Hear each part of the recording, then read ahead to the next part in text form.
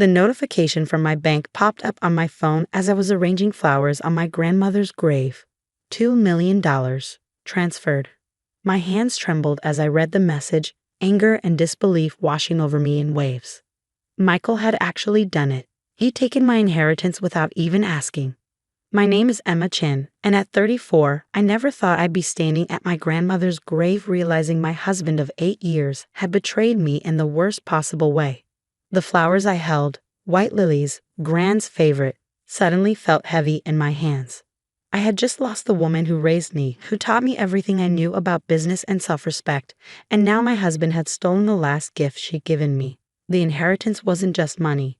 It represented years of my grandmother's hard work building her real estate empire from nothing after immigrating to America with just $100 in her pocket. My phone buzzed again.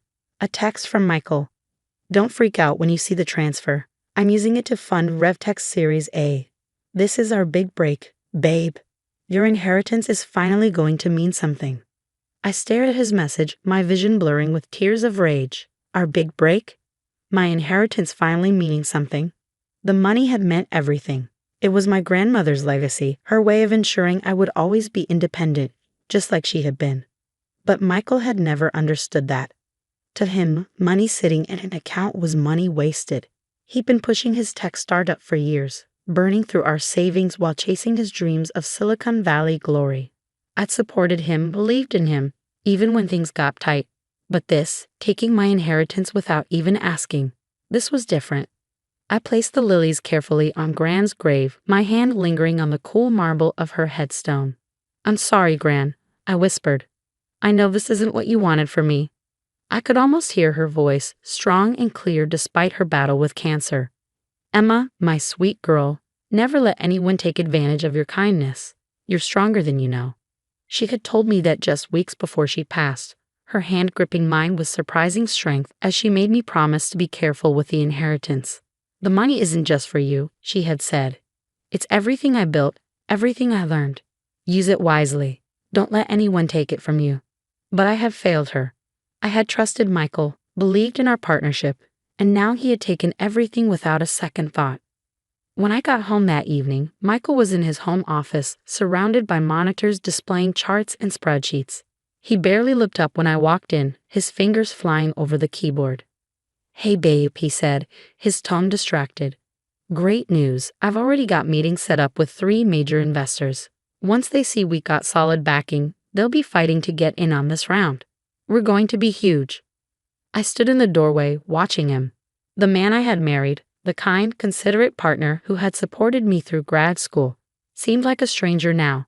In his place was someone consumed by ambition, someone who could justify taking my inheritance because he thought he knew better than me.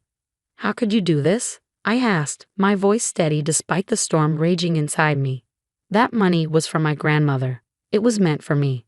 He finally looked up, his expression a mixture of confusion and irritation. Come on, Emma. You're not seriously upset about this, are you? I'm investing it, not spending it. This is going to make us rich. Us, I repeated. There is no us in this, Michael. You took my inheritance without asking. You had no right. He pushed back from his desk, running a hand through his already disheveled hair. I had every right. We're married. What's yours is mine, remember? Besides, what were you going to do with it? Let it sit in a bank account gathering dust. That was my choice to make, I said, my voice rising. Not yours. Gran left that money to me for a reason. Michael stood up, his face flushing with anger. Your grandmother was old school, Emma. She didn't understand modern business. This is how things work now. You have to move fast, take risks. I'm doing you a favor. I stared at him, really seeing him for the first time. The arrogance, the entitlement, the complete disregard for my feelings or my grandmother's wishes. It had all been there, I realized. I just hadn't wanted to see it. But what Michael didn't know, what he hadn't bothered to find out before he made his grand move, was that I wasn't as helpless as he thought. Gran hadn't just left me money. She had taught me everything she knew about business, about protecting myself, about standing up for what was mine. I turned and walked out of his office without another word, leaving him to his spreadsheets and his dreams of tech glory. I had work to do. The next morning, I called Sarah Chen. My grandmother's longtime lawyer and friend. I hadn't wanted to make this call, had hoped I'd never need to, but Gran had insisted on introducing us months before she passed. Keep Sarah's number, she had said. Just in case. She knows what to do. Sarah picked up on the second ring. Emma, she said, her voice warm but professional. I was wondering when I hear from you. He took the money, I said simply. All of it. There was a pause, then Sarah sighed. I was afraid this might happen. Your grandmother was too. That's why we put certain measures in place. I felt the flicker of hope. What kind of measures? The inheritance wasn't just money in an account, Emma. Your grandmother set up a trust with very specific conditions. Any withdrawal over $10,000 requires dual authorization, yours and the trustees. And guess who the trustee is? I couldn't help but smile. You? Exactly. So unless you authorize that transfer. I didn't, I said quickly. Then what your husband did wasn't just morally wrong, it was illegal. The bank should never have processed that transfer without proper authorization. We can have it reversed immediately. I sank into my chair, relief washing over me. Really? Just like that? Just like that, Sarah confirmed. But Emma, there's more. Your grandmother knew something like this might happen. She left instructions. If anyone tried to access the trust illegally, they would trigger certain clauses. Would you like to know what those are? I thought about Michael sitting in his office, so sure of himself, so convinced he knew better than everyone else. Yes, I said firmly. Tell me everything. That evening, as I reviewed the documents Sarah had sent over, Michael burst into my home office, his face red with anger. The transfer was reversed, he shouted, waving his phone at me. What did you do? I looked up calmly, channeling my grandmother's quiet strength. I didn't do anything, Michael. The trust did exactly what it was designed to do, protect my inheritance from unauthorized access. He froze, confusion replacing his anger. What trust? What are you talking about? The trust my grandmother set up, I explained, my voice steady.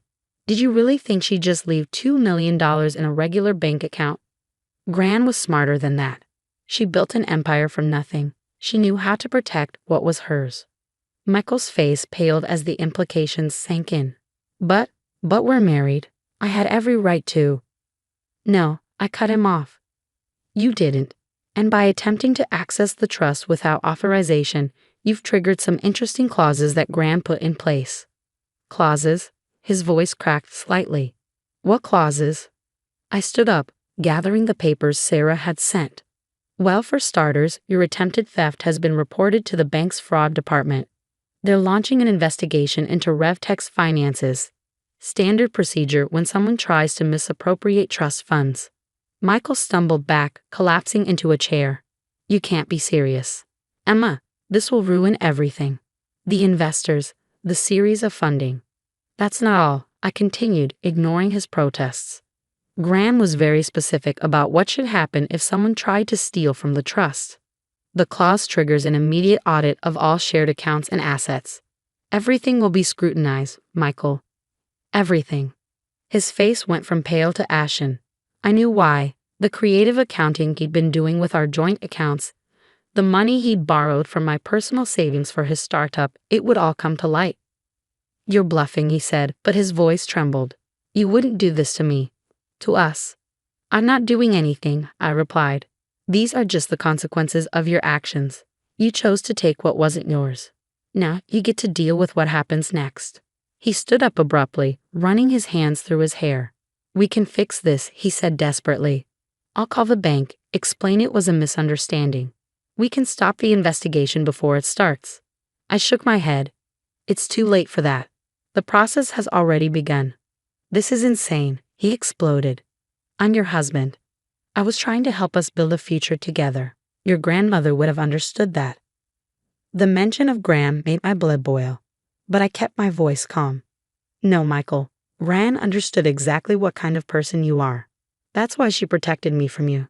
He stared at me, his expression hardening. Protected you? From me? I've given you everything. A beautiful home, a comfortable life. You haven't given me anything, I cut in. I earned my own way. The house? I pay for most of it with my salary while you chased your startup dreams. The comfortable life? I worked for that too. You've been so focused on your big break that you never noticed I was the one holding everything together. Michael's face twisted with rage. You ungrateful. He stopped himself, taking a deep breath. Fine, let's talk about this rationally. What do you want? Name your price to stop the investigation. I almost laughed at his attempt to negotiate. This isn't a business deal, Michael. This is about trust, respect, and consequences. You broke my trust when you tried to steal my inheritance. Now you get to face the consequences. He stormed out of the office, slamming the door behind him. I heard him stomping around upstairs, drawers opening and closing. A few minutes later, he came back with a packed bag. I'm staying at a hotel, he announced. When you're ready to be reasonable, call me. I watched him leave, feeling oddly calm. This wasn't how I had imagined my marriage ending, but in a way, it felt inevitable. Michael had shown his true colors, and there was no going back from that. The next few weeks were a whirlwind of legal meetings and financial discussions. The audit revealed exactly what I had suspected. Michael had been siphoning money from our joint accounts for years, using it to fund his startup while covering up the transfers with creative bookkeeping. Sarah was ruthless in pursuing every detail, every discrepancy. Your grandmother warned me about him, she told me during one of our meetings.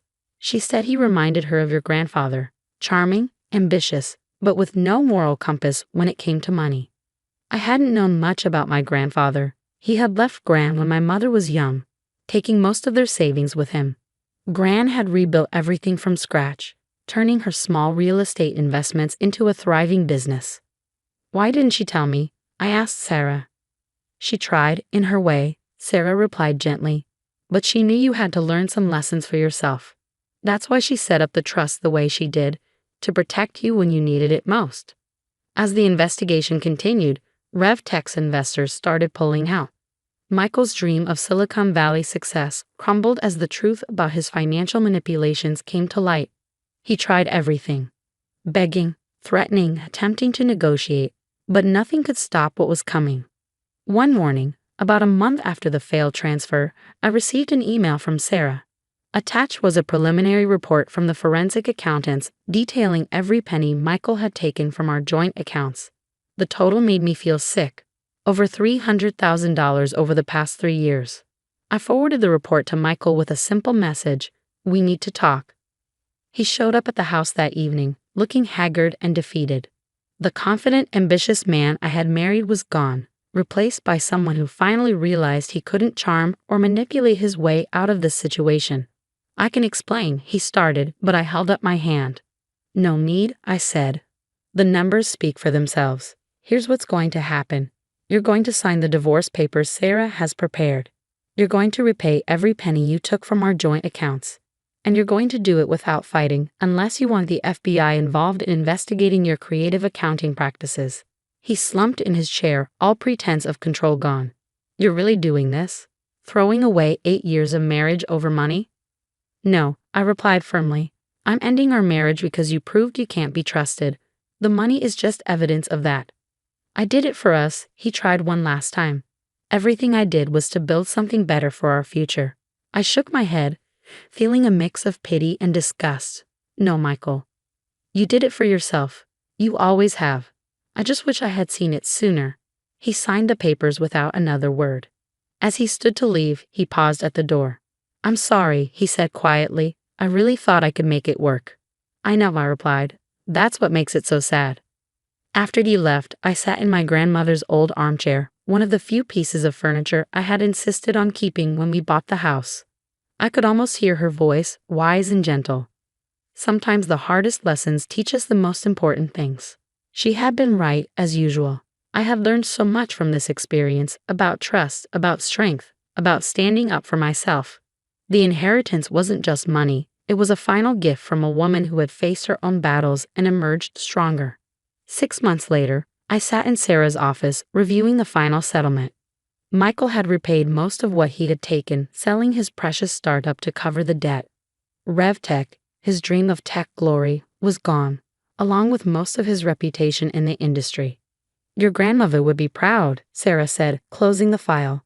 You handled this exactly as she would have. I smiled, thinking of Gran's strength, her wisdom, her unwavering belief in doing what was right. I had a good teacher, I replied.